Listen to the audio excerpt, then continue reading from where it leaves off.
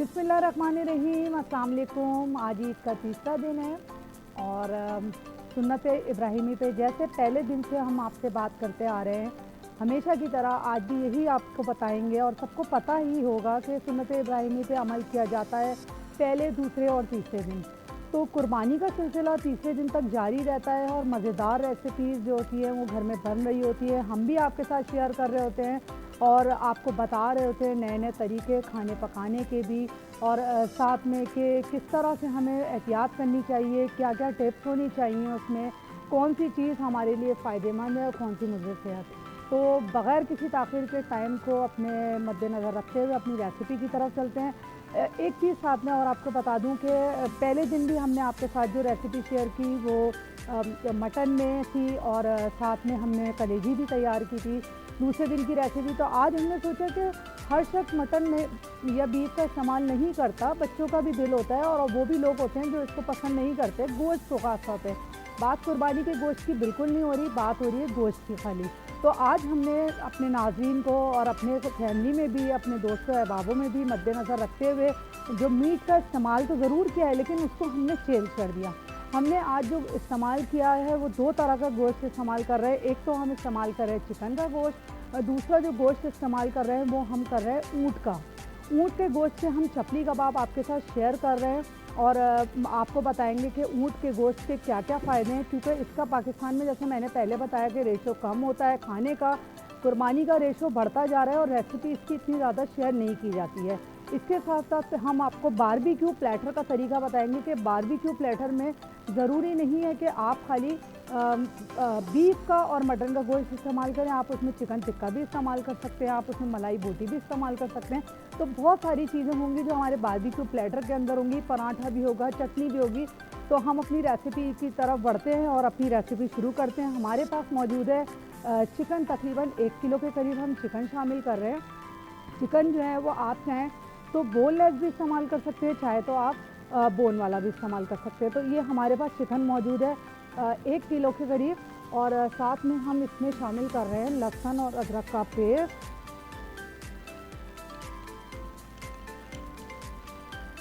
पहले टाइम पे ये होता था कि जब हम चिकन को शामिल करते थे पतीली के अंदर, आप चाहें तो। अच्छा, मैं एक चीज़ और सॉरी आपको बता दूं कि चिकन भी अगर आप इस्तेमाल कर रहे हैं कुर्बानी के टाइम के अंदर, और कुर्बानी का वक्त चल रहा है, बारिश का भी एक अपना सिलसिला जारी था और मौसम भी बहुत अच्छा भी हुआ है, खुशगवार भी है, लेकिन क्योंकि जगह जगह जो है वो गंदगी हो जाती है और लोग आलाइशों का एक सिलसिला जो होता है उसको बिल्कुल नज़रअंदाज कर देते हैं। तो उसको मद्देनज़र रखते हुए आप इस चीज़ की बहुत एहतियात करें कि कोई भी मीट इस्तेमाल करें उसको एक दफ़ा बॉयल ज़रूर कर लें। चिकन में हिद्दत ज़्यादा होती है, आर्टिफिशियल फीड्स उसको दी जाती है, जिसकी वजह से गोश्त जो होता है गर्म होता है और वो बाज़ दफ़ा ऐसा होता है कि आपकी स्किन पे एलर्जी कर देता है। तो कोशिश करें कि अगर आप चिकन इस्तेमाल कर रहे हैं तो आप वो भी एक पानी को बॉयल करके आप उसको इस्तेमाल कर सकते हैं। ठीक है, हमने इसमें लहसुन अदरक शामिल किया है, साथ में हम इसमें आज अचार गोश्त का मसाला ज़बरदस्त सा हम वो शामिल करेंगे। उसमें जो स्पाइस हम शामिल कर रहे हैं उसमें हम कलौंजी शामिल कर रहे हैं, साथ में हमने सारा मसाला जो है वो तैयार करके रखा हुआ है। कुटी हुई लाल मिर्च है, साथ में हम इसमें कश्मीरी मिर्च का इस्तेमाल कर रहे हैं जो इसके कलर को चेंज करता है, हमें एक मज़ेदार सा फ्लेवर भी देता है और उसका कलर भी बहुत अच्छा आता है पकने के बाद। इसके साथ ही हम इसमें सौंफ का इस्तेमाल करेंगे, क्योंकि सौंफ जो है वो अचार गोश्त की रिक्वायर्ड होती है कि अचार गोश्त में सौंफ का इस्तेमाल ज़रूर किया जाता है। तो ये तमाम मसाले हमने इसमें शामिल कर लिए हैं और मिक्स करके हमने इसको रख दिया। इसमें हम शामिल करेंगे तकरीबन 4 टेबल स्पून के करीब। ठीक है, ये हमने 4 टेबल स्पून इसमें हमने मसाला शामिल किया, लहसुन और अदरक शामिल किया। साथ में आप टमाटर, इसमें टमाटर शामिल करेंगे तकरीबन 5 से 6 अदद। प्याज चाहें तो प्याज का भी इस्तेमाल होता है, क्योंकि हर घर की, हर कम्युनिटी की अपनी एक रेसिपी होती है, हर फैमिली अपने हिसाब से रेसिपी को पका रही होती है। तो टमाटर जो हम इसमें शामिल कर रहे हैं तकरीबन 5 से 6 अदद। आप चाहें अगर गोश्त की क्वांटिटी ज़्यादा है तो आप वो ज़्यादा भी शामिल कर सकते हैं। टमाटर शामिल करेंगे हम इसमें। बिस्मिल्लाहिर्रहमानिर्रहीम।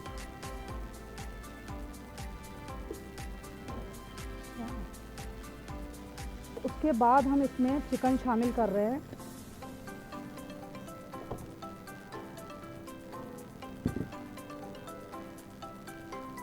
मसाले को अच्छी तरह से मिक्स कर लेंगे। ख्याल रखें कि गोश्त कच्चा नहीं होना चाहिए।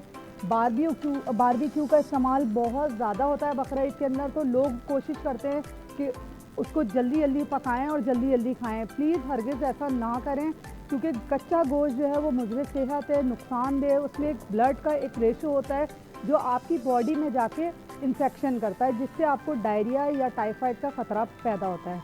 ठीक है, मसाले को जितनी देर, गोश्त को जितनी देर मैरिनेट करके रखेंगे उतना ही अच्छा वो पकेगा भी और उतना ही अच्छा वो फ्लेवर भी देगा। उसको ज़्यादा कुक करने से बेहतर है कि आप मसाले को लगा के उसका टाइम जो ड्यूरेशन है उसको बढ़ा दें और उसके बाद आप उसको जल्दी कुक करें।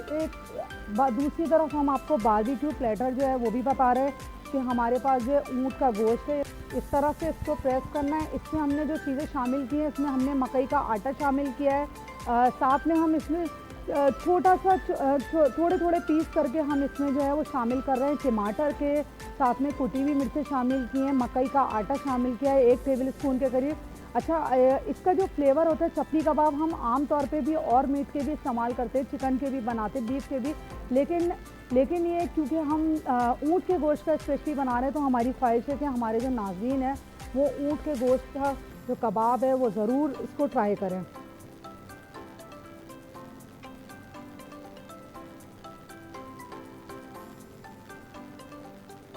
इसको आपने ऐसे करके लेके जाना है और ऐसे एक तरफ कर देना है। ठीक है,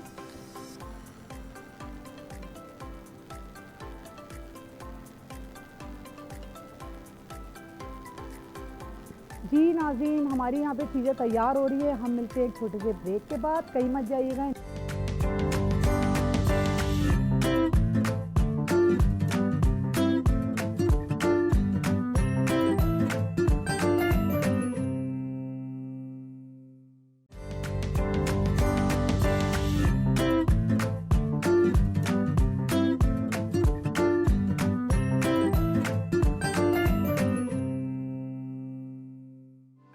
वेलकम बैक नाज़रीन, हम अपनी रेसिपी की तरफ चलते हैं। इसमें हमारे पास दुम्बे के गोश्त की कुछ बोटियां मौजूद हैं क्योंकि दुम्बे का गोश्त जो है लिमिटेड होता है और उसमें एक बहुत अहम चीज़ होती है जो चक्की कहलाती है।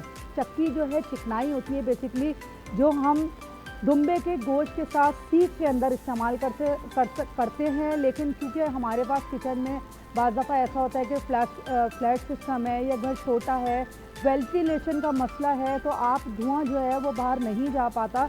तो उसके लिए हमने आपके लिए जो तवे पे जो है ना, इन चीज़ों को, तमाम चीज़ों को कोशिश कर रहे हैं कि तवे पे या पतीली में या इस तरह से हम आपको सिखाएँ अपने घर के किचन के अंदर, ताकि आप आसानी इसको तैयार कर सकें। तो ये जो चक्की है, एक बोटी हम चक्की की लगाते हैं, एक बोटी हम दुम्बे के गोश्त की लगाते हैं और उसको इस तरह से चीज़ों को मिला के और फिर उसको हम करते हैं। इसके साथ ही हम इसको इसमें भी शामिल कर लेंगे, ताकि साथ साथ हमारी ये बोटियां जो हैं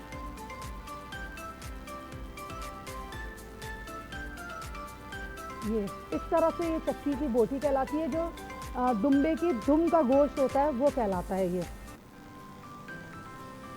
इन बोटियों को भी आप इस तरह से तल लेंगे।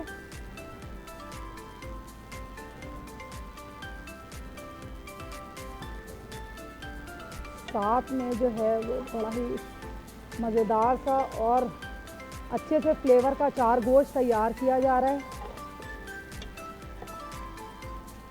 अमूमन लोगों की ख्वाहिश होती है, हमारे दस्तरखान पे, हमारी फैमिली में तो ये होता है कि हमारी जो एक सिस्टर है वो गोश्त का इस्तेमाल नहीं करती, उनको गोश्त पसंद नहीं है। तो हम स्पेशली हमारी जो मदर हैं उसके लिए दाल चावल या किसी भी एक दाल या सब्ज़ी का एहतमाम करती है। दस्तरखान पे हर चीज़ मौजूद होनी चाहिए, हर आने वाले की या अपने घर वालों की हर पसंद का ख्याल रखना चाहिए कि कौन गोश्त खाता है, कौन सब्ज़ी खाता है, कौन दाल चावल खाता है। तो थोड़ी थोड़ी सी चीज़ें भी अगर आप दस्तरखान पे मौजूद रखते हैं तो सबका दिल खुश भी होता है और खाना भी इंजॉय होता है। तो ये देखें आप, ये इस तरह से एक बड़ी ज़बरदस्ती खुशबू है इसकी, दुम्बे के जो बोटी है चक्की की। इसीलिए मैंने पहले अपने प्रोग्राम में बताया कि आप इसमें जो बकरा ईद का गोश्त है स्पेशली, उसके अंदर ऑयल का इस्तेमाल या घी का इस्तेमाल जो भी आप इस्तेमाल करें बनास्पति वगैरह वो कम करें। इसमें फ़ैट बहुत ज़्यादा होता है। बाहर जब हम दुकान से गोश्त को परचेज़ करते हैं तो वो उसको जो उसका फ़ैट होता है वो हटा देते हैं और बहुत कम चिकनाई पे वो आपको सेल करते हैं, और हम वही बनाते हैं। उसमें हम क्वांटिटी ज़्यादा रखते हैं अपने ऑयल की या घी की। इसमें क्योंकि हमारे घर में हमारे सामने कटा हुआ होता है गोश्त और इसमें फ़ैट बहुत ज़्यादा मौजूद होता है। साथ साथ ये भी इसके बन रही हैं। चपली कबाब जो हो चुके हैं आपने उसको उतारना है और इस तरह से आपने उसको सर्व करना है। इस तरह गरम गरम प्लेटर होगा, मज़ेदार सा प्लेटर होगा, खाने में बहुत अच्छा लगता है। आँच हम कम कर देते हैं। साथ में हमने टिक्के पे मसाला लगा के रखा होता, टिक्के को भी हम गरम कर लेते हैं इस तरह से। ज़रूरी नहीं है कि आप इसके लिए अंगीठी लाएं या इसके लिए आपको बहुत ज़्यादा फॉर्मेलिटी की ज़रूरत हो। आप टिक्के पे मसाला लगा के रखें और उसको आप तवे पे या किसी भी घर के पैन में या पतीली में आप उसको आराम से गरम कर सकते हैं।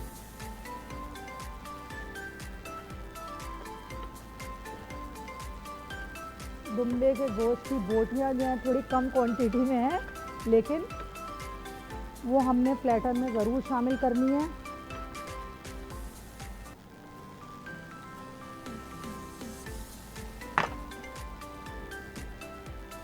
साथ में सीख कबाब हैं।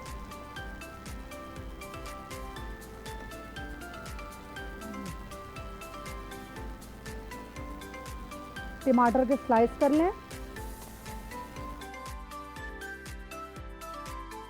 ये टिक्का यहाँ पे अभी ऑलमोस्ट पक चुका है।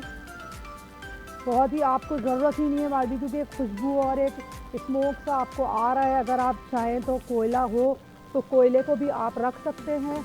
और आखिर में जब आप प्लेटर को कवर करते हैं तो प्लेटर को कवर करते हुए आप उसमें स्टीम दे सकते हैं। ठीक है,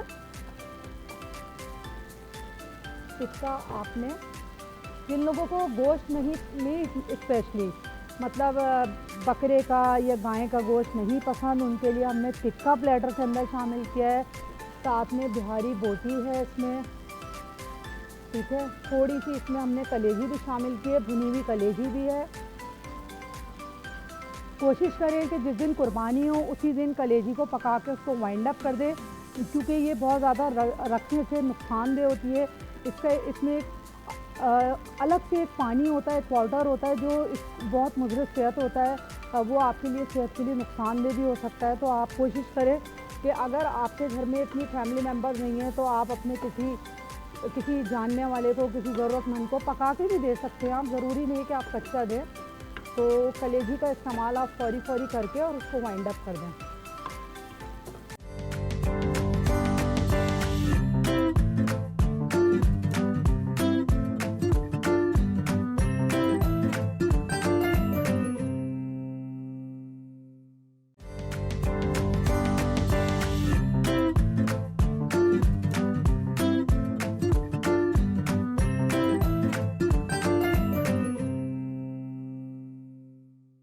वेलकम बैक नाज़रीन, हम अपनी रेसिपी की तरफ चलते हैं। ये एक तरफ हमारे यहाँ पे कबाब है और एक तरफ कलेजी है, साथ में सालन भी हो रहा है तैयार।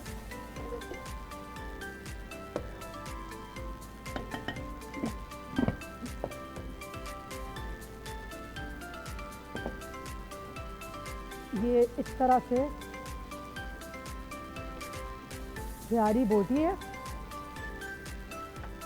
साथ में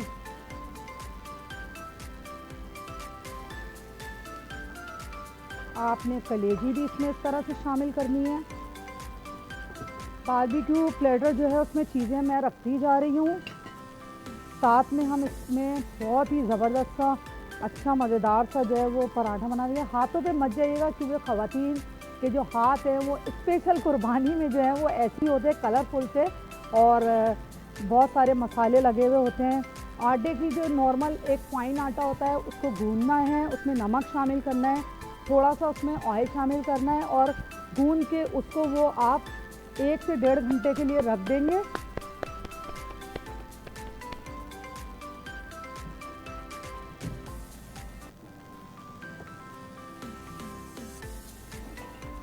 टाइम ड्यूरेशन बहुत कम होता है घर में भी और सेगमेंट में भी, क्योंकि आपको पता है कि वो टाइम का बड़ा एक मार्जिन रख के चलना पड़ता है। तो हमारी कोशिश होती है कि हम अपने नाज़रीन को रेसिपी जल्द से जल्द और अच्छी से अच्छी और मज़ेदार सी रेसिपी शेयर करके दिखाएं। प्लेटर हमारा तकरीबन तैयार हो गया है, ठीक है। पराठा भी तैयार है। अच्छा, पराठे को आप चाहें तो कढ़ाई में भी पका सकते हैं, चाहे तो आप तवे पे भी पका सकते हैं। किसी चीज़ का कोई हेडेक लेने की ज़रूरत नहीं है।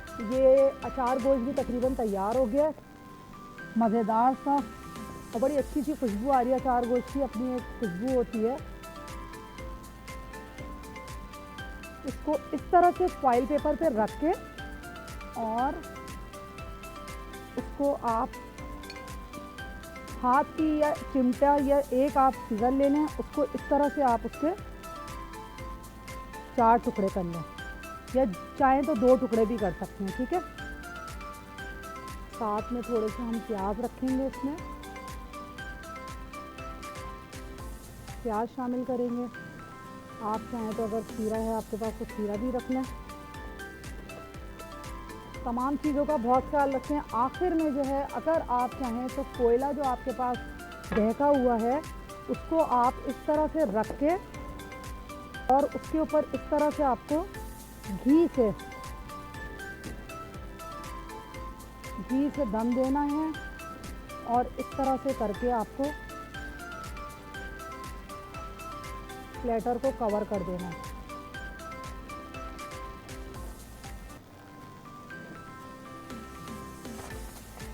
ये आपका मज़ेदार सा बारबेक्यू प्लेटर तैयार है।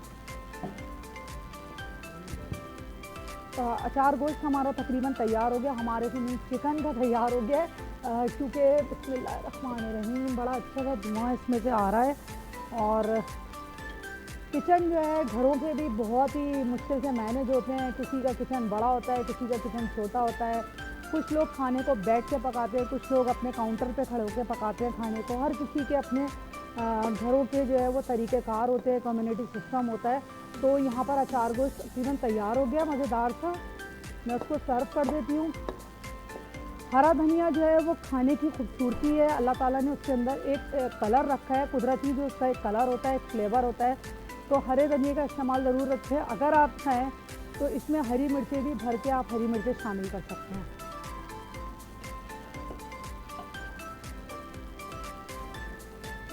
खाने के स्पाइस को कम रखें, जो हमारे मसाले जाते हैं वो कम रखें। कोशिश करें कि मीट जो है वो जल्द से जल्द गले। अगर आप उसको बॉईल करके रखते हैं तो वो जल्दी तैयार हो जाता है।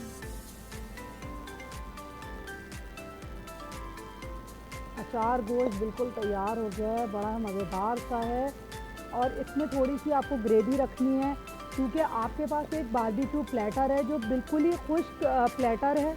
उसमें तमाम चीज़ें जो हैं वो खुश्क हैं। उसमें हमने बहुत सारी चीज़ें जो है प्लेटर के अंदर शामिल की हैं।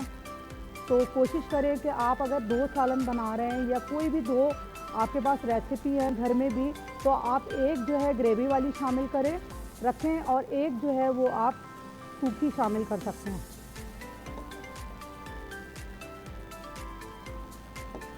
अपना बहुत ख्याल रखें, दोस्तों का ख्याल रखें, रेसिपी का ख्याल रखें। ज़रूरतमंदों को गोश्त ज़रूर दें। आप चाहें तो इसका जब मसाला मैरिनेट कर रहे हो तो मैरिनेट करते हुए भी आप लेमन को शामिल कर सकते हैं। हरे धनिए के बगैर तो मुझे तो खाना बिल्कुल अच्छा नहीं लगता। और हमारे यहाँ तो शुरू से एक सिस्टम चला आ रहा है कि जब तक हरे धनिए की गार्निश ना हो तो खाने का अपना मज़ा नहीं होता। तो ये अचार गोश्त तैयार है, हमारा प्लेटर भी तैयार है, हमने चटनी भी तैयार करके रख ली है। और मुझे उम्मीद है कि आपको हमारी तीनों दिन की रेसिपी जो है वो पसंद आई होगी। और प्लेटर भी मैं आपको एक दफ़ा दिखा दूँ कि जो फॉइल पेपर के अंदर हमने प्लेटर बनाया था वो बड़ा ही ज़बरदस्त सा और मज़ेदार सा है।